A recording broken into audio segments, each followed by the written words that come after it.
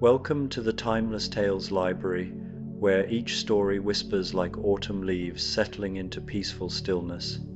I'm Oliver, your midnight curator, and tonight I've gathered a tender tale to unravel the knots in your mind and guide you down the soft path to slumber. The Timeless Tales Library lives and breathes through the support of cherished listeners like you. If these gentle narratives have brought you sanctuary, please subscribe and help us keep weaving these dreamlike journeys. As you wrap yourself in comfort, comment below to share which part of the world you're listening from tonight, and tell me of a mystical place you'd love our stories to transport you. Perhaps the hidden valleys where clouds sleep, the secret libraries beneath coral reefs, the treehouse villages suspended in starlight, or a cozy cabin floating among the aurora borealis. Your wandering spirits keep our quiet haven shimmering with wonder. Tonight's story is about a gentle journey through moonlit countryside aboard a peculiar locomotive, where familiar faces from shadowy tales gather for an evening of unexpected warmth, quiet conversation, and the simple pleasure of watching the world drift by through frosted windows. Now, take a slow, quiet breath. You are walking into a special place within the Timeless Tales Library, where the books have no words. This is the Library of Silent Stories, where every volume is filled with pictures, feelings, and the quiet music of imagination. Here, there are no noisy distractions, just the peaceful narrative of images and the serene feeling of a story without sound. Let your body melt into your bed, your private reading nook in this silent, peaceful hall. Release any tension in your legs, arms, and neck. The silence of the library is like a soft blanket, wrapping you in quiet stillness and letting your mind rest from the chatter of the day. Open the first book. Let the beautiful, silent stories guide your thoughts into a tranquil, wordless world of dreams. Dracula, the midnight train to Whitby. The brass pocket watch in Jonathan Harker's waistcoat chimed 11:30 as he stood on the platform at Piccadilly Station, though this particular platform seemed to exist in a space between spaces, where gaslight flickered with an amber glow that never wavered, and the air held the perpetual scent of lavender and old leather. The station itself was a marvel of Victorian whimsy, wrought iron columns twisted into graceful spirals, their surfaces painted in soft sage, green and cream, while overhead a canopy of frosted glass panels filtered the moonlight into pools of gentle silver. Steam curled lazily from the great locomotive that waited at the platform's edge, its body painted in deep midnight blue with gold flourishes that caught the light like captured starfire. The engine bore the nameplate Serenitas in flowing script, and from its smokestack rose not the harsh black smoke of ordinary trains, but wisps of pearl-white vapor that smelled faintly of jasmine and rain-washed earth. "Rather magnificent, isn't it?" came a familiar voice from behind him. Jonathan turned to find Arthur Holmwood approaching, though Arthur looked remarkably different from their last encounter. Gone was the drawn, worried expression of their adventures past. Instead, his face held a peaceful contentment, and he wore a travelling coat of soft charcoal wool over a waistcoat embroidered with tiny silver moons. "Arthur," Jonathan exclaimed with genuine pleasure, "I must confess, I wasn't entirely certain this invitation was real." He withdrew from his pocket a curious card, its edges soft as velvet, bearing elegant script that read, "The midnight train to Whitby cordially invites you to an evening of gentle wandering through the dreamlands. Departure when the moon is highest. Arrival when the heart is ready." "Oh, it's quite real," Arthur assured him, his eyes twinkling. "Though perhaps not in the way we typically understand reality. I've been taking this journey for several months now. Most restorative, I find." As they spoke, other familiar figures began to emerge from the station's warm interior. Mina Harker appeared first, wrapped in a traveling cloak of deep forest green, her hair adorned with small pins that looked like tiny silver leaves. She moved with the same intelligent grace Jonathan remembered, but there was something new about her, a sense of deep peace, as if some burden had finally been set down. "My dear," she said, taking Jonathan's arm with a smile that reached her eyes completely, "how wonderful that you received the invitation too." Behind her came Dr. Van Helsing, though he seemed somehow younger, his beard more silver than white, his step lighter. He wore a coat of warm brown tweed and carried a leather satchel that clinked softly with glass vials, but these, Jonathan sensed, contained not medicines but perhaps bottled moonbeams or crystallized dewdrops. "Midgen Vrenden," Van Helsing called cheerfully. "The night she calls to us for adventure's most peaceful jar. I have brought tea special blend from the mountains where the aurora borealis sleeps during summer." Dr. Seward emerged next, looking more rested than Jonathan had ever seen him, his medical bag replaced with a small valise of butter-soft leather. His usual intensity had been replaced by a gentle curiosity, and he moved with the unhurried pace of someone who had finally learned to simply observe rather than always analyze. "Gentleman, Mina," he nodded warmly. "I must say, these monthly journeys have done wonders for my constitution. Last trip, I spent 3 hours simply watching the reflection of clouds in a lake we passed, most illuminating. Even Quincy Morris had somehow found his way to this ethereal station, his familiar Texan drawl carrying clearly across the platform as he emerged from behind a pillar painted with intricate patterns of twining roses. He tipped his hat, a soft felt affair in warm grey, and grinned with undiminished charm. "Well, I'll be hornswoggled," he said, though his usual energetic manner was tempered with a dreamlike quality. "Never thought I'd be taking the midnight express with all y'all again, but here we are, and looking mighty fine at that." Last to appear was Count Dracula, who stepped from the locomotive with a shadow's grace. He wore a deep plum velvet travelling coat instead of his usual cape. His pale face held weary gentleness, and his canines caught the light like pearl buttons. "My friends," he said, his voice like distant mountains, "welcome aboard the Serenitas. Tonight we journey not to conflict, but to simple observation of beauty." He gestured toward the train, and the whistle sounded a soft, melodious chime. The tender was loaded with bundles of lavender and rosemary. "All aboard," called the conductor, a kindly man named Morpheus.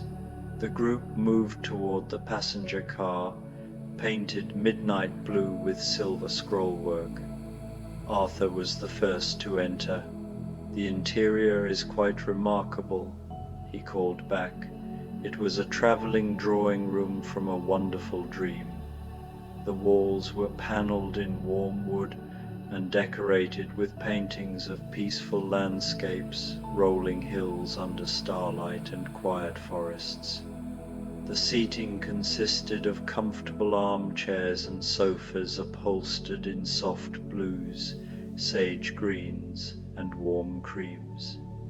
Persian rugs covered the floor, and brass reading lamps provided pools of amber light. At one end, a tea service on a mahogany sideboard held a gently steaming silver samovar. A bookshelf nearby held peaceful titles, Meditations on Moonlight and Conversations with Ancient Trees.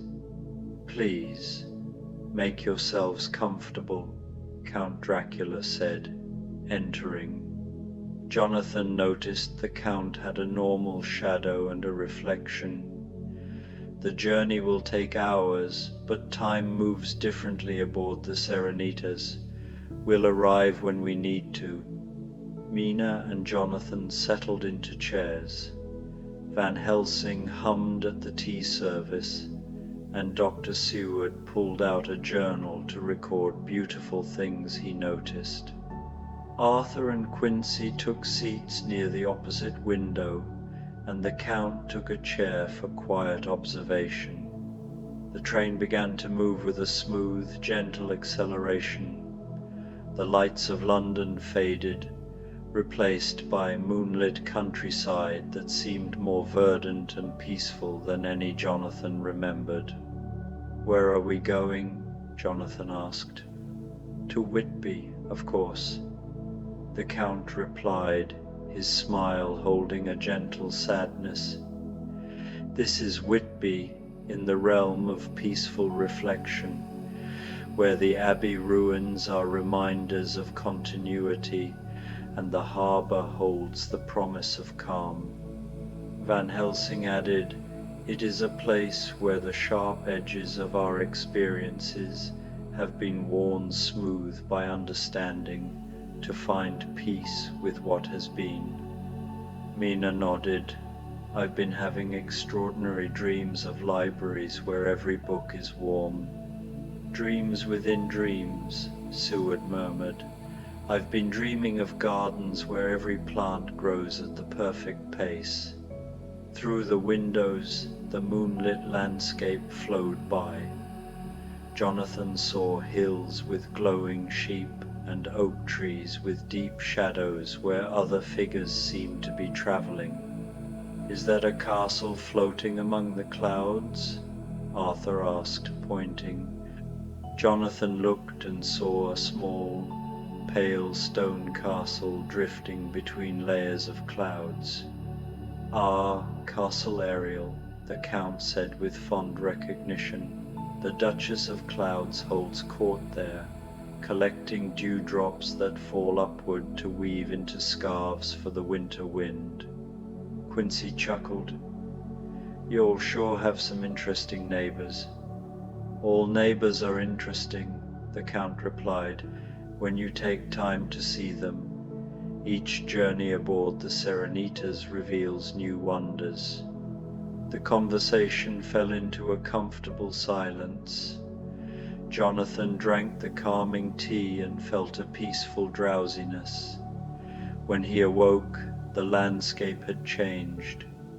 They were in a vast forest of enormous silver-bark trees with leaves of soft blue and lavender that generated their own light. "The whispering wood," Mina said. "The trees here remember every kind word." A soft, soothing sound reached them, a lullaby sung by the earth itself. "They're singing," Van Helsing said, "always about peace, about rest, about the beauty of simply being." Dr. Seward sketched one of the luminous trees. "It's impossible to capture the color of those leaves," he said. "They exist in a spectrum beyond ordinary perception." "Perhaps," the Count suggested, "some things are meant to be experienced rather than captured, The memory of beauty can be more vivid than any reproduction. Jonathan found this comforting. In his professional life he was always documenting, but here he felt permission to simply observe without needing to preserve or possess. Quincy chuckled. "You'll sure have some interesting neighbors." "All neighbors are interesting," the Count replied. "Each journey aboard the Serenitas reveals new wonders." The group fell into silence. Jonathan drank the calming tea and dozed. When he awoke, the train was in a vast forest of enormous luminous trees with silver bark and blue lavender leaves. "The whispering wood," Mina said. "The trees remember every kind word." A soft, soothing lullaby from the earth reached them. "They're singing," Van Helsing said, "always about peace and the beauty of being." Dr. Seward sketched a tree. "It's impossible to capture the color," he said. "They exist in a spectrum beyond perception. Some things are meant to be experienced, not captured," the Count suggested. "The memory of beauty can be more vivid than any reproduction." Jonathan found this comforting. In his professional life he always documented, but here he felt permission to simply observe. "Look there," Mina pointed across the river to a dock. A boat with aurora borealis sails was moored there, and a figure in color-shifting robes stood in it. "The ferryman of pleasant dreams," the Count explained. "He carries sleepers across the rapids to transform nightmares into gentle adventures." Van Helsing, peering through a telescope, saw the constellations rearranged to spell out words of comfort. The stars formed shapes suggesting peace and rest: a sleeping bear, a swan with protective wings. Dr. Seward continued sketching, realizing that the act of trying to record these wonders is less important than allowing them to change me. "Wise words," Quincy agreed. "Sometimes a man just needs to let beauty wash over him like a warm spring rain." They stood in comfortable silence, watching the starlight rapids.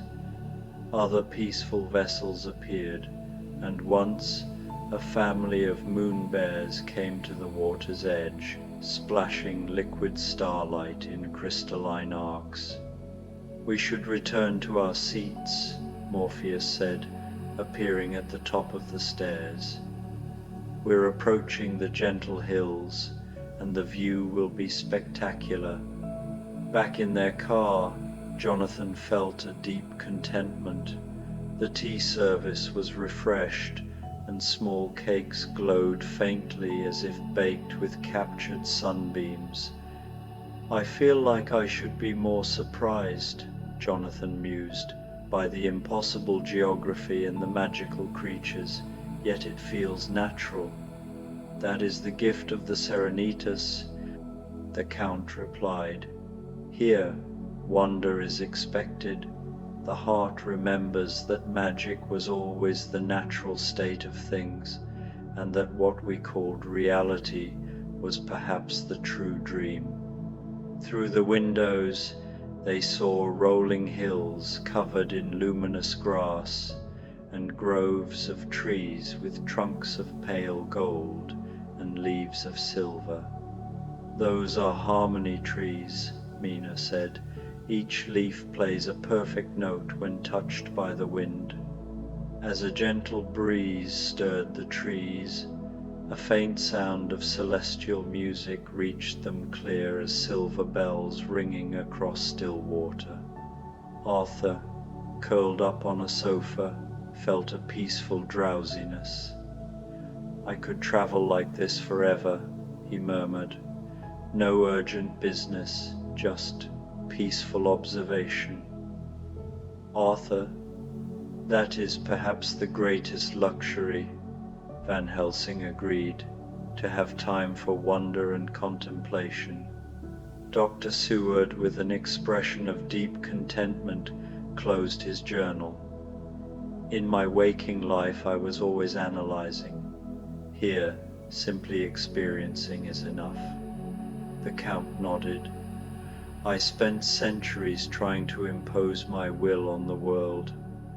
The Serenitas taught me the pleasure of finding my place within its natural rhythms. Quincy pulled out a small harmonica. The notes he played harmonized with the harmony trees outside, capturing the essence of starlight and moonbeams. As the music filled the car, Jonathan reflected on their journey.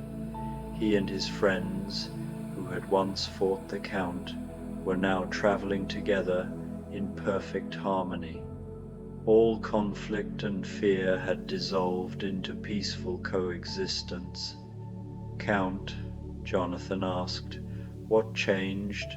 How did we become fellow passengers rather than adversaries? The Count was quiet, his pale fingers tracing his teacup's rim. Time, he said, and the realization that my hunger was loneliness. My strength was fear of vulnerability. The Serenitas first appeared when my castle felt like a prison. He paused, watching the hills. That first journey, I expected conflict.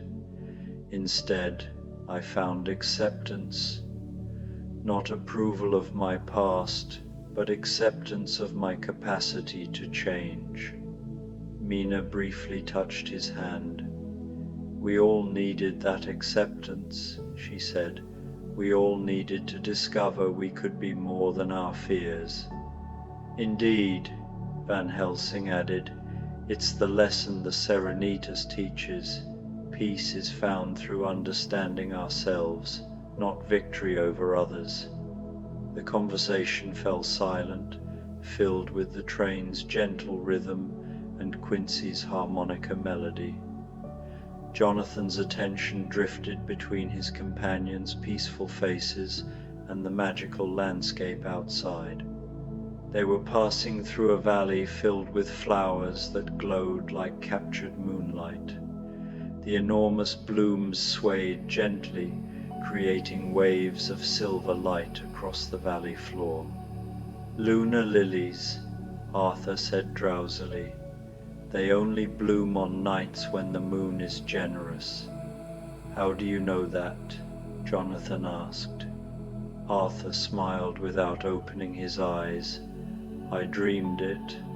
The distinction seems less important here. Jonathan found that the normal categories of thought, like dream and waking, were blending into something more fluid and restful. Next stop, the sleepy meadows, Morpheus called softly. We'll have a brief pause for anyone who wishes to stretch their legs and gather moonflowers. Jonathan looked out and saw a station built of crystallized dewdrops. The platform glowed with pearl-like luminescence, and beyond it stretched meadows of flowers that seemed to be made of solidified dreams. The train slowed smoothly to a stop. Through the windows, Jonathan saw other passengers disembarking, their clothes shifting between historical periods. All moved with a peaceful, unhurried pace. Shall we? Mina asked. They stepped onto the crystalline platform, feeling the warm, gentle air of the sleepy meadows. The air carried scents of jasmine, lavender, and peaceful sleep. The meadows stretched endlessly, filled with flowers of every hue, all softened as if seen through silk. Some grew in spirals, others in perfect circles around pools that reflected shifting colors. The moonflowers, Van Helsing said, pointing to a patch of white blooms with silver centers, They preserve memories. Pick one, and you will never forget the peace of this night. They wandered separately. Jonathan was drawn to a grove of trees with moon phase flowers that made a sound like whispered conversations of contented sleepers. Mina found a patch of flowers made of crystallized laughter, which tinkled softly, making her smile without knowing why. Arthur sat by a pool, trailing his fingers in water that felt like liquid silk. Dr. Seward sat in a circle of mathematically precise flowers, noting the relationship between beauty and harmony. Quincy had found flowers of captured sunset colors and was playing his harmonica, making them shift hues. The Count stood apart in a grove of deep purple flowers veined with silver light. He carefully selected a single bloom, holding it with an expression of profound peace. Van Helsing was collecting flowers for tea that would bring peaceful dreams. After a timeless period, Morpheus chimed a silver bell. "All aboard for Whitby," he called. "Next stop, the harbor of gentle tides." Back on the train, everyone settled into their seats with contentment. The gathered moonflowers glowed softly and filled the air with their gentle fragrance. The train moved on through increasingly dreamlike landscapes. They passed an upside-down forest with roots reaching for the stars and crossed bridges of moonbeams over rivers of liquid music. "I keep thinking I should be documenting all this," Jonathan said, "but it feels more important to simply experience it." "The best memories are written on the heart," Mina agreed. Dr. Seward looked up from his journal. "I've filled nearly 30 pages, but it all seems inadequate. How do you describe the color of contentment?" "Perhaps," the Count suggested, "the inadequacy of words is part of the experience. Some truths can only be lived." The landscape outside changed again, giving way to gentle hills covered in luminous grass and dotted with small, warmly lit cottages. "We're approaching the outskirts of Whitby," Morpheus announced. "The Dreamlands version, of course. You'll find it much as you remember, but with all the sharp edges softened by understanding and time." Through the windows, Jonathan saw familiar sights transformed. The moors, once threatening, were now peaceful, covered in glowing purple heather. The abbey ruins were graceful, balanced between decay and preservation. "It's beautiful," Mina whispered, "like a memory of Whitby touched by forgiveness." The harbor took Jonathan's breath away. The calm water perfectly reflected the moon. Ships floated at anchor, their sails woven from captured starlight and moonbeams. The train pulled into a station of glowing sandstone with soft gold and silver gas lamps. Flower boxes released their fragrance into the air. "End of the line," Morpheus announced. "We hope you've found what you were seeking." As they prepared to disembark, Jonathan realized he had found what he was seeking: peace with the past, an understanding that conflicts can become friendships, and the deep, restful knowledge that beauty and wonder are the natural state of things, waiting to be appreciated.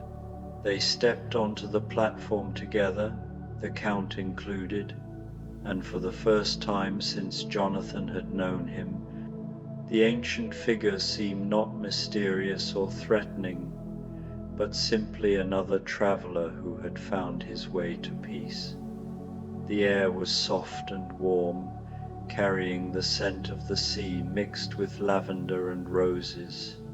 Above them, the stars seemed closer than usual, as if the sky itself wanted to offer comfort to anyone who looked up. "Well," Arthur said, stretching and looking around at the peaceful station. "What now?" "Now," Van Helsing said with satisfaction, "we find ourselves a nice inn where they serve tea that tastes of starlight, and beds that are made of captured clouds, and we sleep the sleep of those who have nothing left to fear. There's the Crescent Moon Inn." Mina pointed toward a building just visible beyond the station. Its windows glowed with warm golden light, and its sign showed a crescent moon cradling a sleeping star. As they made their way across the platform, Jonathan felt a profound sense of completion, as if some circle that had been left open for years was finally closing. The adventures of their youth, the conflict and fear, the desperate struggles against forces they barely understood, seemed now like stories from someone else's life, or perhaps like dreams from which he was finally waking into something more real and peaceful.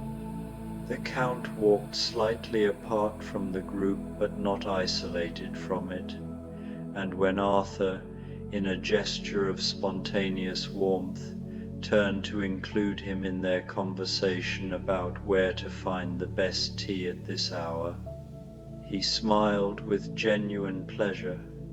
"In my experience," the Count said, his voice warm, "the finest tea is served to travelers with hearts open to wander. I believe we qualify." They walked through streets that were undeniably Whitby, but transformed. The stones cushioned their steps, and every window glowed with contentment. Shop signs swayed in a breeze carrying distant music, and cats sat on window sills with the deep peace of creatures who had never known fear. At the Crescent Moon Inn, they were greeted by a landlady whose face was familiar. She wore an apron embroidered with silver stars, and her smile held the warmth of hearth fires. "Welcome," she said, her voice like warm honey. "We've been expecting you. Your rooms are ready, and there's tea and fresh-baked moon bread waiting." The common room was everything Jonathan could have hoped for: low-beamed ceiling, a fireplace where flames danced in colors that had no names, comfortable chairs that seemed to mold themselves to each occupant, and windows that looked out onto the harbor, where the moon's reflection turned the water into a sheet of liquid silver. They settled around a large table near the fire, and the landlady brought tea that steamed with fragrant vapor and bread that seemed to glow faintly from within. The tea tasted of peace itself, chamomile and honey, and something that might have been the essence of peaceful sleep. "To the Serenitas," Arthur raised his teacup in a toast, "and to journeys that transform rather than simply transport." "To the Serenitas," they all agreed, including the Count, whose pale features were soft in the firelight. As they sat around the table, sharing the strange, wonderful bread and sipping tea that seemed to contain liquid contentment, Jonathan felt the last tensions of his ordinary life dissolving completely. Here, in this impossible version of Whitby, surrounded by friends and former enemies who had all become fellow travelers, he experienced a peace so complete it seemed to permeate his very bones. Outside the windows, the harbor continued to sparkle under the moon's gentle gaze. Ships with sails of captured starlight moved slowly across the water, their passage so smooth they seemed to float rather than sail.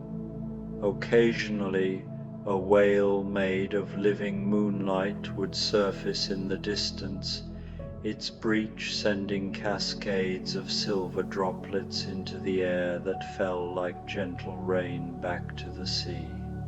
"I've been wondering," Dr. Seward said quietly, setting down his teacup, "about the nature of transformation, how we all came to be here, changed from what we were."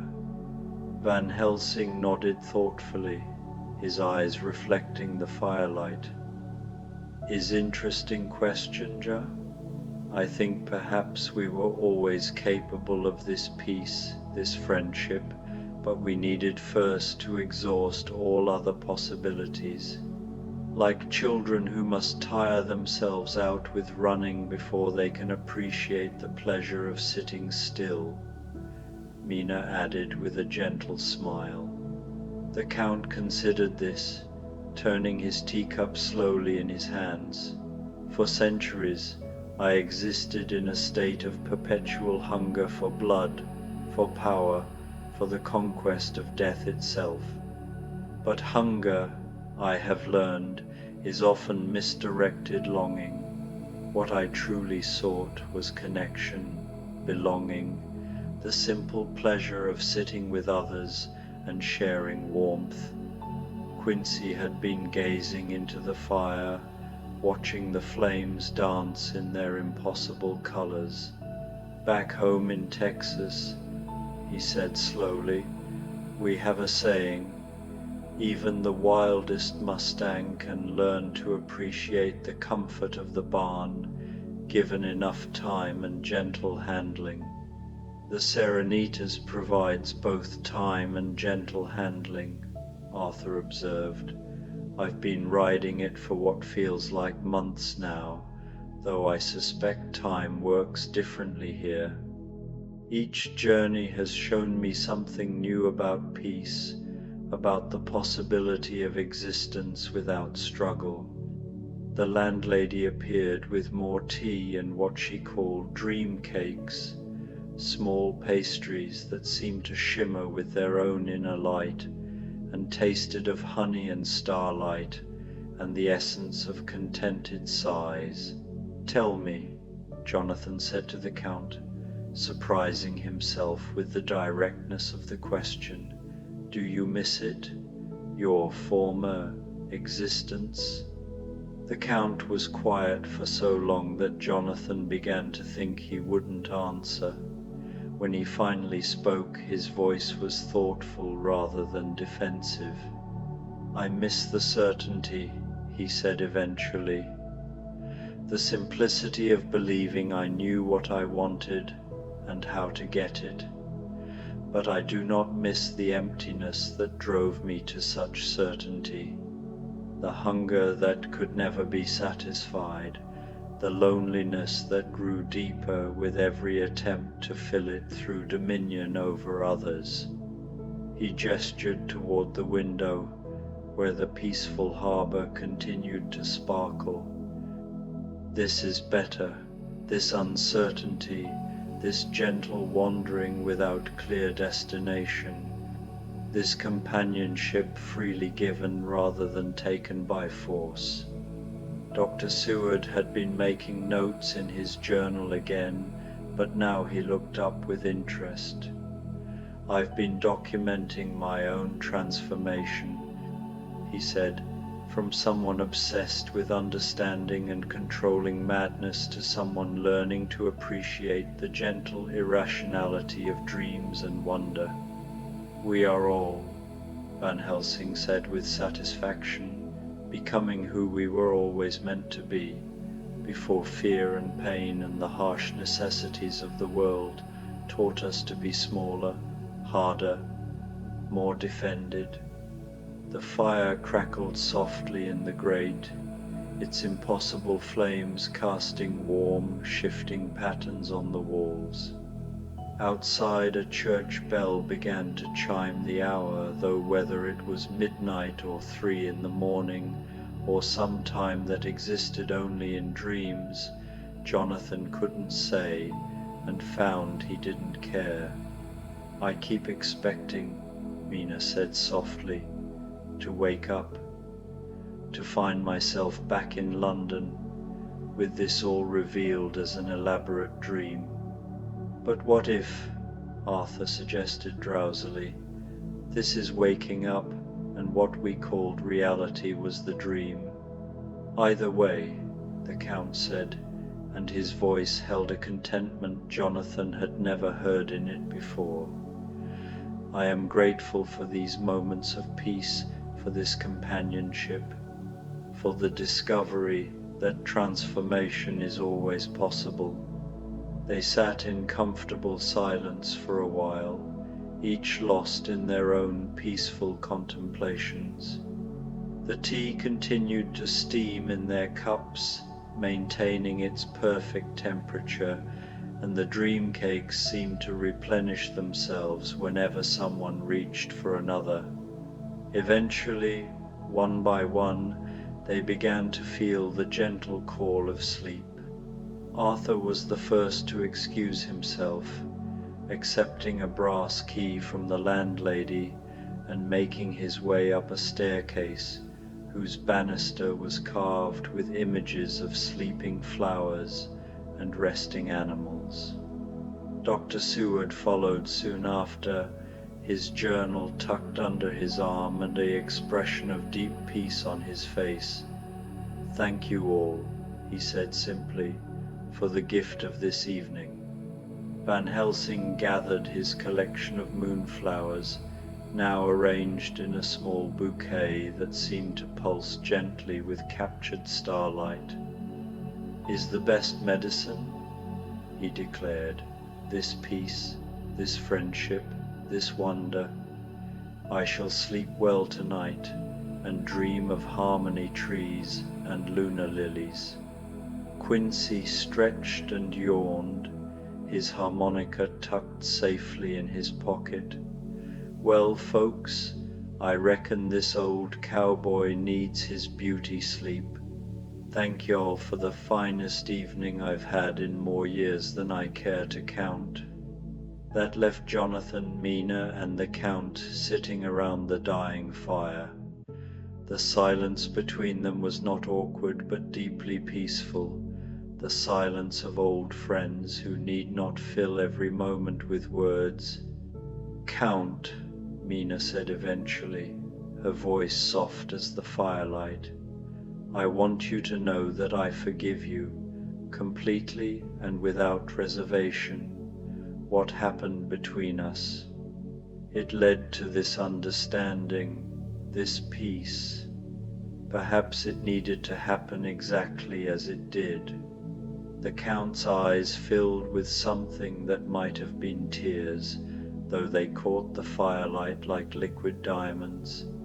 "Your forgiveness is a gift I never thought to receive and do not deserve." "None of us deserve peace," Jonathan said quietly. "We simply receive it when we finally stop fighting long enough to notice it has been waiting for us all along." The Count nodded slowly. "The Serenitas taught me that redemption is not something we earn through suffering, but something we allow ourselves to receive through acceptance of ourselves, of others, of the possibility that we can always begin again." Eventually, they too made their way to their rooms, accepting brass keys that were warm to the touch, and climbing the staircase lined with paintings of peaceful landscapes and sleeping creatures. Jonathan's room was everything he could have wished for: a comfortable bed with coverlets that seemed to be woven from captured twilight, a window that looked out over the peaceful harbour, and a small fireplace where flames danced in shades of gold and silver. On the bedside table sat a single moonflower in a vase of crystallized morning dew, its glow providing just enough light to see but not enough to prevent sleep. As he prepared for rest, removing his traveling clothes and donning a nightshirt that had somehow appeared on the bed, Jonathan reflected on the extraordinary nature of the evening. He had journeyed on a train that existed between dreams and waking, through landscapes that defied all logic, in the company of friends and a former enemy who had somehow become something approaching a friend. The bed was incredibly comfortable, its mattress seeming to cradle him with the gentle firmness of being held by someone who cared deeply for his well-being. The coverlets were exactly the right weight and temperature, and the pillow supported his head with perfect softness. Through his window he could see the harbour sparkling under the moon, and occasionally a ship would pass, its sails billowing with winds that carried the essence of peaceful dreams. The sound of gentle waves reached him through the glass, not the harsh crash of storm-driven surf, but the soft whisper of water that had forgotten how to be anything but calm. As sleep began to claim him, Jonathan found himself thinking about the Count's words regarding transformation and redemption. Perhaps, he thought drowsily, the most profound journeys were not those that took you to new places, but those that allowed you to see familiar places and familiar people, including yourself, with new eyes. The moonflower on his bedside table pulsed gently with its captured light, and in that rhythm Jonathan heard an echo of the train's wheels on the tracks, carrying them all toward peace, toward understanding, toward the kind of rest that refreshes not just the body, but the soul itself. In the rooms around him, he knew his companions were settling into similar peace. Mina, perhaps dreaming of libraries where every book offered exactly the wisdom she needed.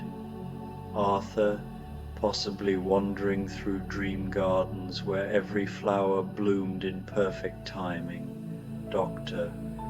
Seward, maybe finding himself in a place where observation and wonder were more valuable than analysis and control.